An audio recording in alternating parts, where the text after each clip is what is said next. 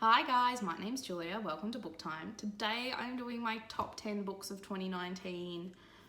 Yeah, I love them all. Let's get into it. They're so I'm going to start at number 10 and work towards number 1, but they're pretty close, I would say. I think I mentioned this in my last video, I read 49 books, which is a lot for some people, not much for others, whatever. So yeah, I'd say my biggest problem is that there aren't enough writers of colour in this list, and that's not because I don't think writers of colour are good writers, it's because I didn't read enough writers of colour last year. So that's the biggest thing I need to rectify in my reading practices this year and need to be much more intentional about. So number 10 was Educated by Tara Westover, which I listened to on audiobook. A lot of people didn't like the audio. The narrator was a bit monotone, but once I got into the story, I didn't mind. I'm pretty sure everyone's heard of this one, but if you haven't, it's a non-fiction book. It's a memoir about Tara, who grew up in a Mormon survivalist family, cut off from the modern world in America. So no medicine, no technology, not really socializing with other people, no schooling. That's the main thing. Is the story of how she gets an education at Cambridge and ends up doing a PhD there despite having no formal schooling. So that's kind of the overarching thread, but I would say the main aspect of the story is her working through the domestic violence that she experiences as a part of that family from one family member in particular, and then the gaslighting that occurs from her family when she tries to confront them about it. Yeah, really interesting, really powerful story. I recommend it. Number 9 was The Vagabond by Colette, which I read for Women in Translation Month. So this was translated from the French by Stanley Applebaum. This was really cool. It's set in, when's it set? Early 1900s, about a bohemian woman called Colette who has separated from her artist husband and is trying to make a living as an actress and a mime. And yeah, in Paris, and it was really cool. It's really feminist. It's her resisting the system. It's her, so there's sort of a romance, which for the first half of the book, felt like it was undermining the sort of feminist overtones, but it doesn't. But the way it unfolds and the way she is, the way what's her name? Gigi? No, Renee. Gigi's the other book.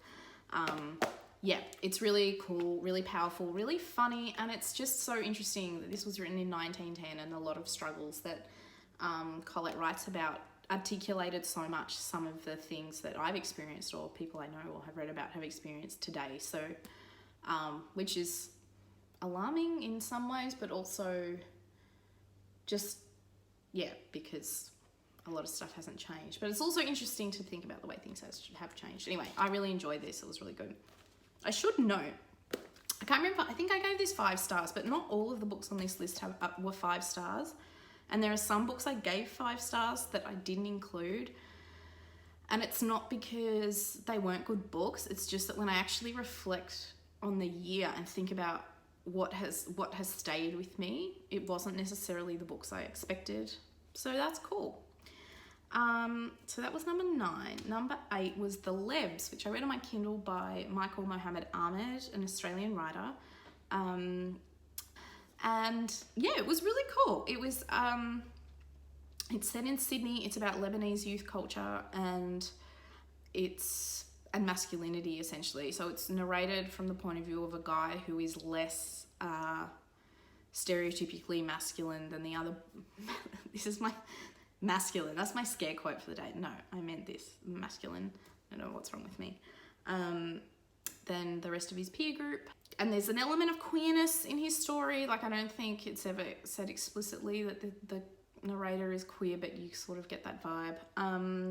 And yeah, it's got a really interesting writing style. It's very stream of consciousness. There's a lot of violence. There's a lot of sexism. Not like the author, I don't think, is sexist, but he describes a lot of sexist scenarios, which are hard to read, as is a lot of the violence. But I feel like he's trying to give a picture of what it's like to grow up in this world and how hard it is if you're different and you have different desires for your life than what is expected of you. I found it really powerful.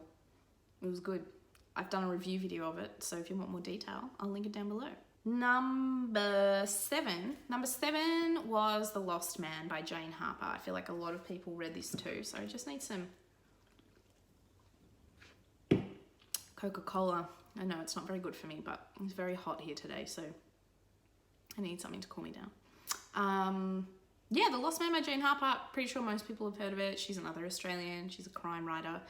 This one, The Lost Man, was basically a really powerful commentary on toxic masculinity set in the Australian outback. She did heaps of research for it, so it's set on like a cattle station, very isolated, and a man is found dead, kind of like literally in the middle of nowhere. And then the story is told from the perspective of this guy's brother as he seeks to sort of work out what happened to the dead guy.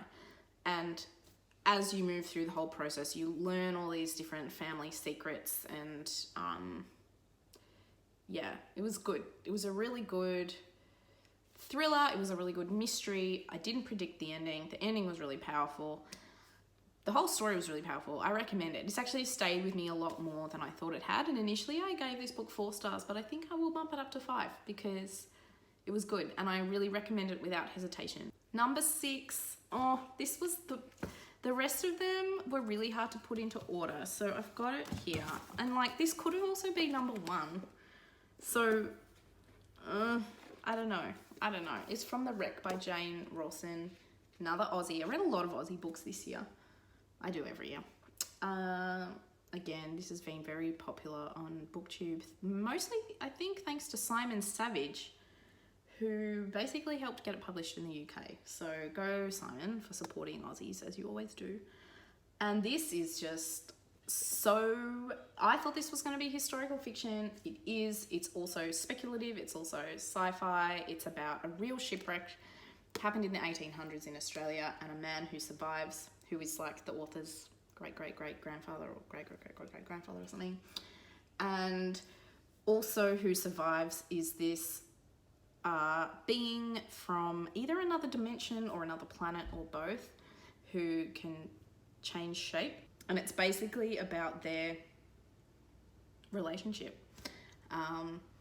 And this being is very lonely because it can't connect with anyone from its home planet.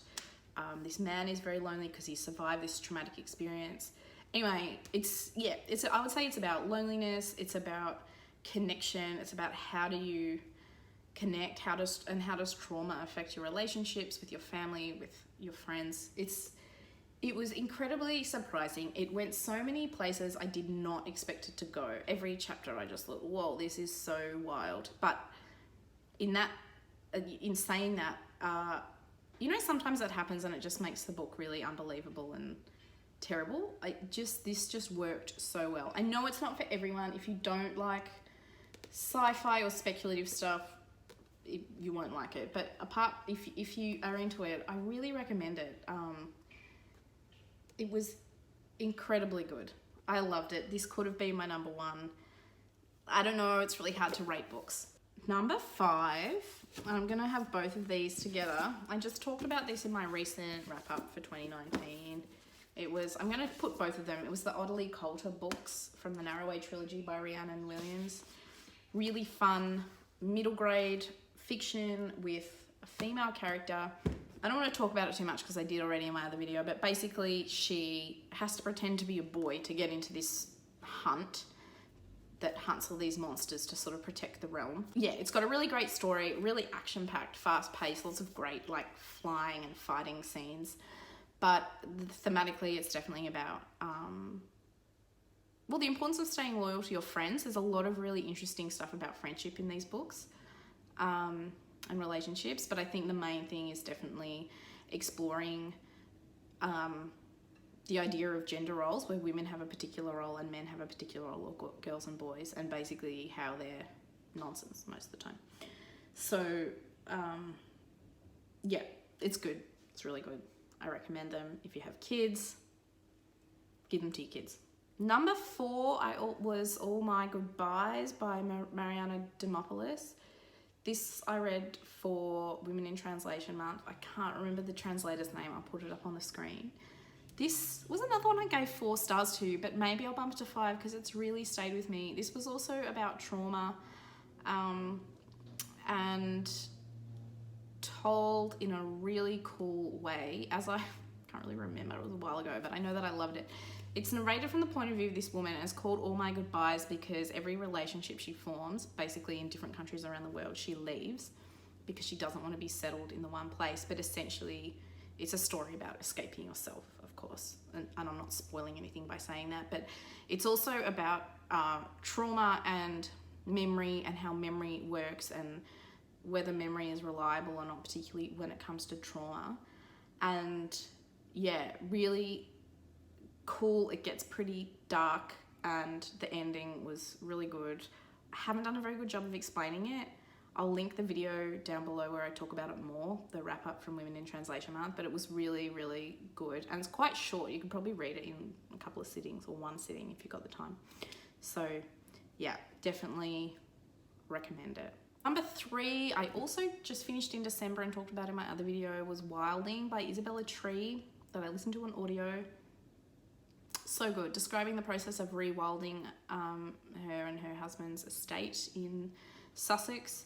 And so rewilding is the idea that you let nature reclaim the land with minimal human interference. Obviously there has to be some interference because it's the Anthropocene, everything is affected by humans now. So yeah, they need to kind of give the land a little bit of a head start because it's been used for farming for so many decades. Really, really fascinating, incredible descriptions of the complexities of various ecosystems and the way they work, and the importance of wilding as opposed to traditional ways of conservation management where you have particular outcomes that you're trying to reach, like a particular number of turtle doves nesting in the land, whereas she and her husband and their board of scientific advisors try not to have that type of KPI because you can't always predict what nature's going to give you, and it's not always necessarily indicative of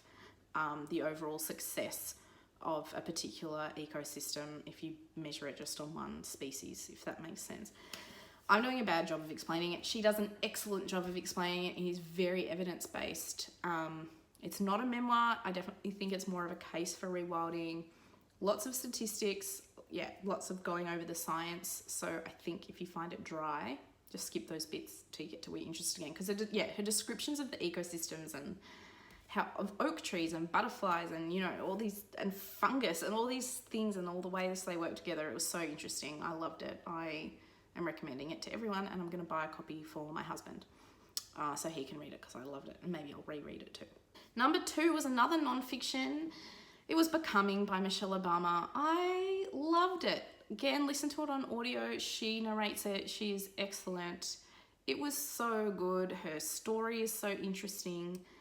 She speaks so much about what it means to be a mother, what it means to be a lawyer, like a professional with an extremely busy schedule, also married to the president. But she explains, the effects of race on being a mum and being a professional, the effects of gender on these things so clearly and so articulately. She links it to her later work that she does, basically as a public health campaigner, as a policy influencer. Yeah, she is just so cool. It was so well written. And she's clearly someone interested in making the world a better place for some of America's most vulnerable people, essentially. And it was great. I really recommend it. Another one that I've been buying as a gift for people because it's so good. And my number 1, I don't even have a copy because I lent it to my mum because I loved it so much. It was This Taste for Silence by Amanda Callahan, another Australian, but it's a short story collection. I don't read heaps of short stories normally, but I did this year and I loved them, and this one was just so good. I would say they're all about, sorry, I'm a bit sick and croaky. I know, Coca-Cola will fix it. Joking. Yeah, they're all sort of about different types of silence or things that are concealed or disclosed and then undisclosed, how that affects people's sense of self or relationships. The writing was just so good. It was such a joy to read, even though the content wasn't always joyful. I'll link the video I review it in more detail down below. And I still remember, like, if I look down the contents list, I can still remember every story. It was that good. It was that powerful.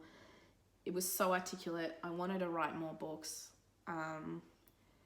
Yeah, they were realist stories all, but just really nailed these tiny sort of micro interactions, but in such a powerful way. And I don't mean that, like, some of the stories were kind of fragments, but most of them still had an arc and some type of resolutions, because I know a lot of people get frustrated by short stories because they're almost too fragmented, like too much of a snapshot, and don't have enough sort of rounding off. But these ones do, even when they leave things open, if that makes sense. So yeah, I really recommend it if you can get your hands on it.